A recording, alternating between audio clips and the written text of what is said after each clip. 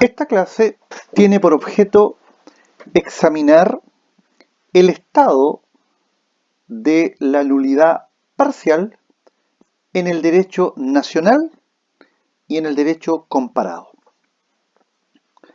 ¿Y por qué esto es importante? Porque eh, hoy en día los tribunales de justicia, bajo la idea del principio de preservación o conservación de los actos jurídicos, son eh, están muy interesados en examinar si el acto jurídico va a ser declarado ineficaz en su totalidad o solo en parte de ese negocio jurídico. Solo uno o más cláusulas.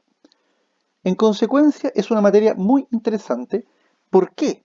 Por lo que les voy a comentar en un par de minutos más. Situación entonces en el derecho chileno. A ver, primera idea.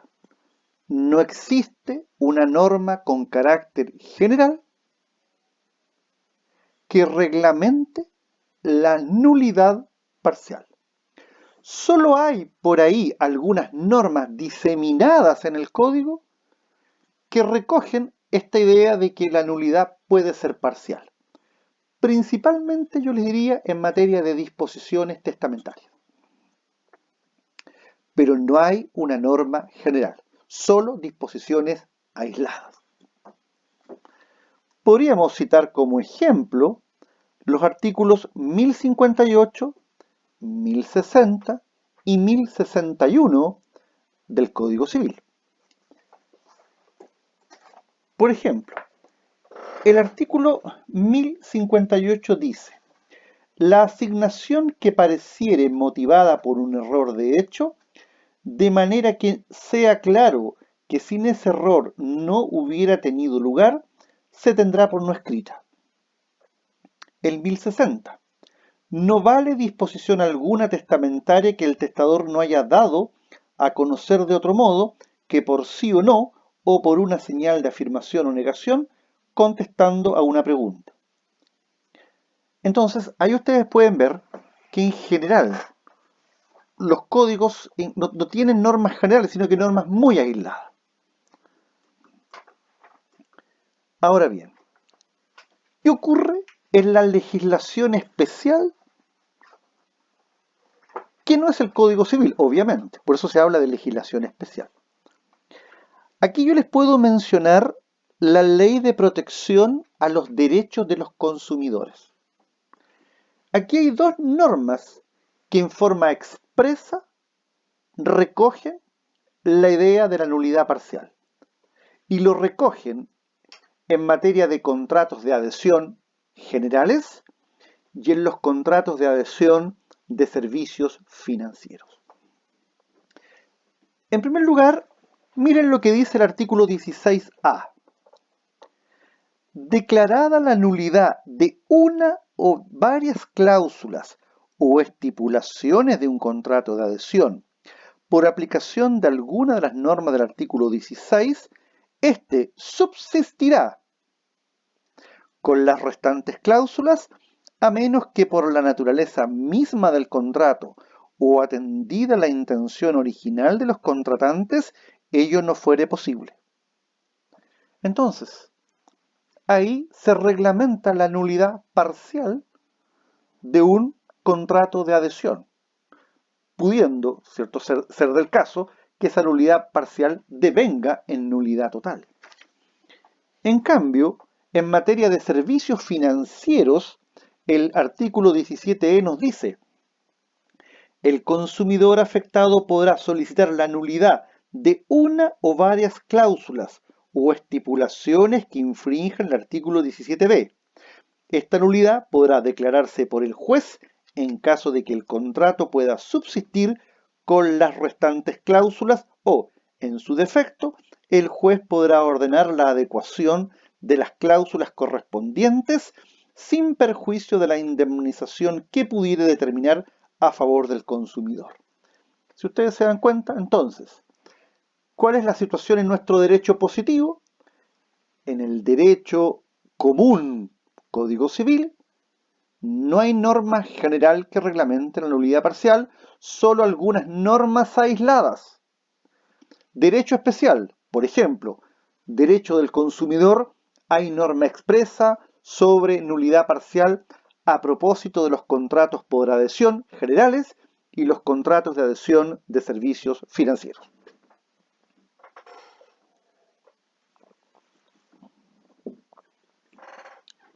¿Qué pasa en el derecho comparado? En el derecho comparado es posible agrupar las legislaciones en dos.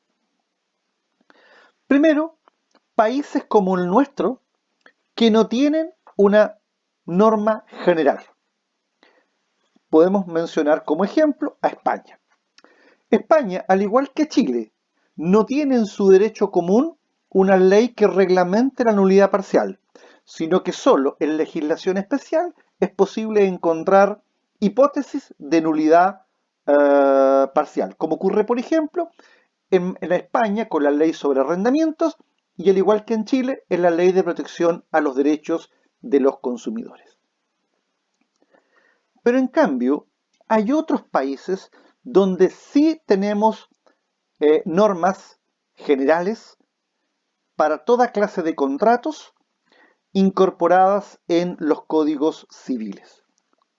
Yo ya lo he dicho.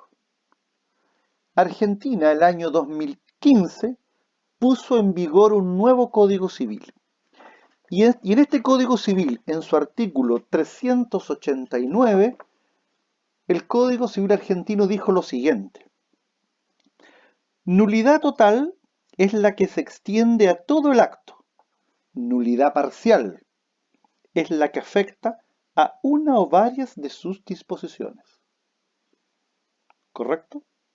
Entonces, el Código Civil argentino vigente desde el año 2015, claro y preciso, norma general que hace aplicable a todo acto o contrato la posibilidad de declararlo ineficaz por vía de nulidad parcial. Y lo mismo puedo mencionar del Código Civil alemán. Hay un error en la lámina cuando dice artículos parágrafo 119 del Código Civil alemán, es parágrafo 139. Y este dice: nulidad parcial. Si una parte del negocio jurídico es nula, lo es también la totalidad si no puede suponerse que el mismo se habría celebrado igualmente sin la parte declarada nula. O sea, es posible la nulidad parcial, pero también es posible la total.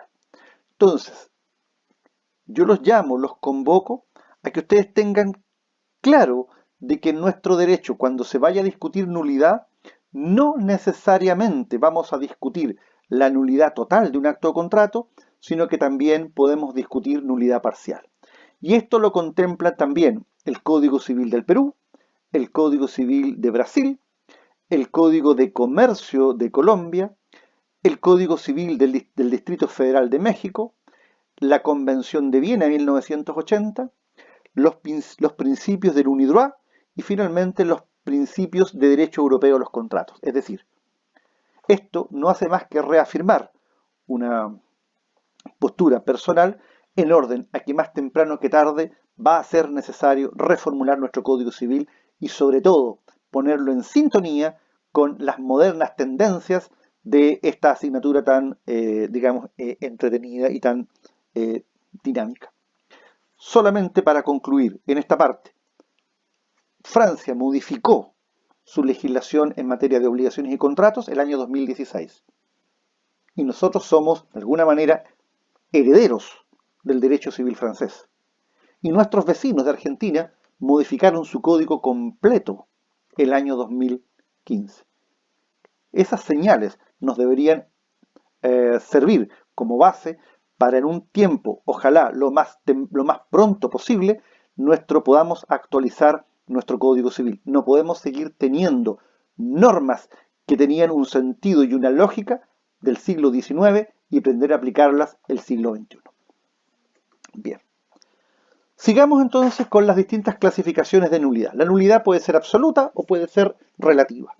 Nulidad absoluta es la sanción impuesta a los actos y contratos ejecutados o celebrados con prescindencia de un requisito exigido en atención a su naturaleza o especie.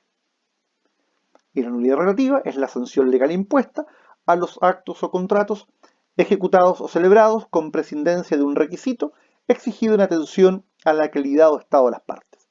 Por lo tanto, para poder distinguir si una nulidad es absoluta o relativa, tenemos que preocuparnos. ¿Cuál fue el requisito omitido? ¿En dónde está radicada la infracción?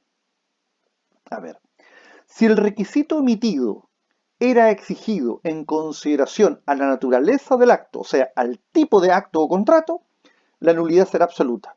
En cambio, si el requisito que se omitió era exigido en consideración a las partes que debían concurrir, esta nulidad será relativa.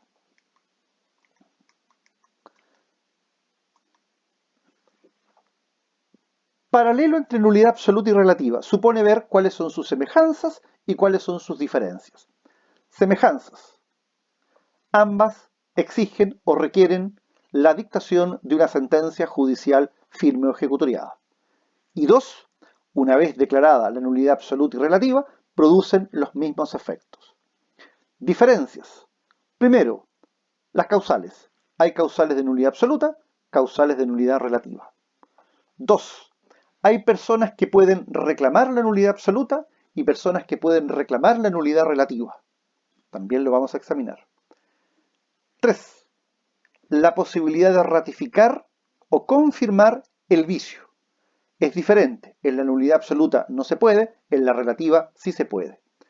Y la cuarta diferencia es el plazo de prescripción de la acción. En la nulidad absoluta hablamos de 10 años, en la relativa hablamos de 4 años o incluso hablamos de 1 año, como lo vamos a examinar. ¿Cuál de los dos tipos de nulidad constituye la regla general? La respuesta es la nulidad relativa. ¿Y por qué? Porque el Código Civil dice: cualquier otra especie de vicio produce nulidad relativa. Artículo 1682, inciso final. Por lo tanto, si el vicio no está dentro de la enumeración de nulidad absoluta, simplemente lo vamos a calificar como de nulidad relativa. Que las nulidades sean de derecho estricto significa lo siguiente. Y esto, por favor, sumamente claro. Solo hay nulidad cuando la ley declara que un determinado acto o contrato es nulo. Es decir, cuando la ley expresamente dice que como consecuencia de la infracción hay nulidad. O sea, la ley dice: si usted omite tal o cual requisito, usted, señor, se arriesga a la nulidad del acto o contrato. Y segundo lugar, cuando la ley prohíbe un acto y no designa una sanción diferente. Recordemos el artículo 10 del Código Civil, que es una norma clarísima en este aspecto. ¿Qué nos dice el artículo 10? Los actos que prohíbe la ley son nulos y de ningún valor, salvo en cuanto se designe expresamente otro efecto que el de la nulidad para el caso de contravención. O sea, si hay una norma que tiene el carácter de prohibitiva y esta norma establece que en caso de infracción a ella ha de devenir una sanción determinada, bueno, se aplicará esa sanción determinada. Pero si la ley prohibitiva dice, si la ley prohibitiva no establece una sanción propia por su infracción o incumplimiento, la única sanción o incumplimiento posible a la infracción de una ley prohibitiva es la nulidad, en este caso es la nulidad. Cuando nosotros vamos a considerar de alguna manera que existe el vicio de nulidad, nosotros tenemos que ser capaces de entender lo que esta es una ineficacia de origen. Por lo tanto, ¿en qué momento tenemos que situarnos para evaluar si un acto es o no nulo? En el momento de su celebración, en el momento de su realización, en el momento de su nacimiento. Por lo tanto, es al momento de la celebración o nacimiento de un acto o contrato en que deben cumplirse las condiciones de existencia y de validez. Ese es el minuto en el cual vamos a evaluar si hay o no hay vicio de nulidad. En las próximas clases vamos a estudiar la nulidad absoluta, la nulidad relativa y los efectos de la nulidad. Muchas gracias, un gusto.